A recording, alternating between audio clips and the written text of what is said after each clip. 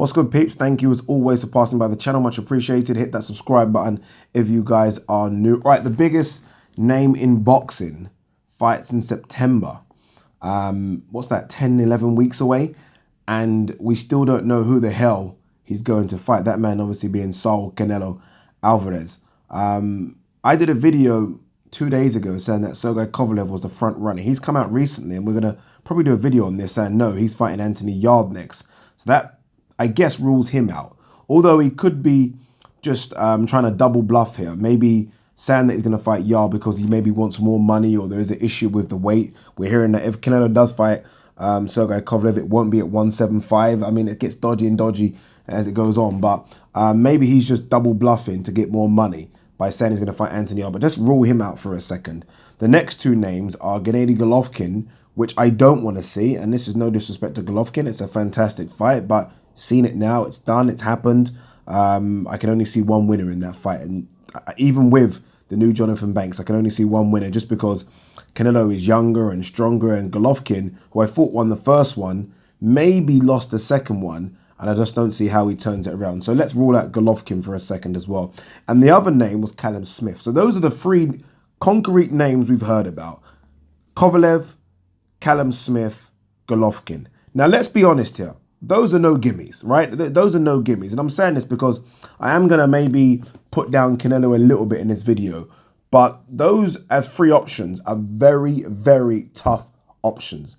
Callum Smith at 168 is massive. I mean, this guy could be a fucking cruiserweight. He's massive at 168. Golovkin, we know is always going to be a tough fight for Canelo. Yes, he might be the favorite, I think, going into the third one, but it still will be tough because Golovkin is just that guy. And Kovalev, I mean, Kovalev's a murderer. Kovalev is that guy, right? So these are no easy options. But in saying all that, those names shouldn't be the front runners. The front runners, in whatever order you want to be, but number one or number two should be Demetrius Andrade and Charlo. Like, fact, those guys should be the next in line to fight Canelo. And look, I'm not going to say they have got a chance of beating Canelo. We're not getting into that yet. I'm not going to say that Canelo is ducking them. I mean, how can you duck them if you just fought Danny Jacobs? Yeah, Rocky Fielding, but then Golovkin. So your last three fights have included Golovkin and Danny Jacobs. You're not scared of Charlo or Demetrius Andrade. But this isn't about that. This is about some sort of order. And by order, it should be Demetrius Andrade, who has a WBO belt, and it'll be a unification fight next, or Charlo, who's the WBC mandatory. Those two should be the guys that get the call next, but they won't be because their names haven't been mentioned. People have already started saying things like, who have they fought? Who did they beat? And I'm like, what's that got to do with anything? Who did Rocky Fielding beat? Who did Angulo beat? Who did Kirkland beat? Yeah, that's not how it works, right? You get your opportunity because you're next in line. And they are next in line. Callum Smith at 168 isn't next in line. Kovalev at 170 isn't next in line. And Golovkin coming off a win against Steve Rolls certainly isn't next in line. If I had my choice, my number one pick would be Demetrius Andrade. Southpaw, tricky, slick, unbeaten, 2-weight world champion, current world champion. Maybe not as big and as strong as the other guys. That's because he, as an amateur, was a welterweight, and he's obviously come up from 154. But a very, very good fighter. It's coming off a good win against Selecki as well. I think it's a top 10 guy. So I think he should be the number one choice. He's campaigning for it. Eddie Hearn's campaigning for it. And I think that should be the number one choice. But if not him, then Charlo. I mean, Charlo is the WBC mandatory. I mean, Charlo hasn't looked great of recent, but regardless, he is a WBC mandatory. And I would prefer to watch Charlo or Andrade versus any of the other three guys.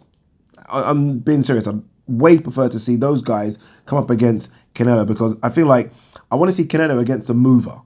Kovalev isn't a mover. We know this. GGD isn't a mover, and nor is Callum Smith.